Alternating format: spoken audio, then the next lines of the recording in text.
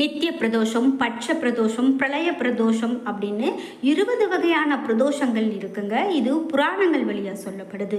பிரதோஷ வேளையில் நந்திய பெருமாளுக்கு அருகம்புல் அல்லது வில்வ மாலை சாத்தி நெய்விளக்கு ஏற்றி பச்சரிசி வெல்லம் இவையெல்லாம் வச்சு பூஜை செய்யலாம்.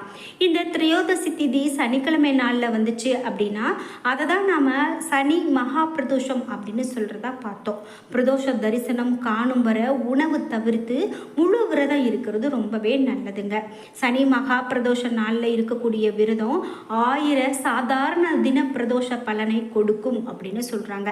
அதாவது சாதாரண திங்கள் முதல் வெள்ளிக்கிழமை, ஞாயிறு முதல் வெள்ளிக்கிழமை வரக்கூடிய எல்லா பிரதோஷ நாளுமே நம்ம மேற்கொள்ளும் போது அதற்கு என்ன பலன் கிடைக்குமோ அந்த பலனை அது போன்று 1000 மடங்கு பலனை ஒரே ஒரு சனிக்கிழமை பிரதோஷத்தில் நம்ம பெற முடியும் அப்படின்னு சொல்கிறாங்க.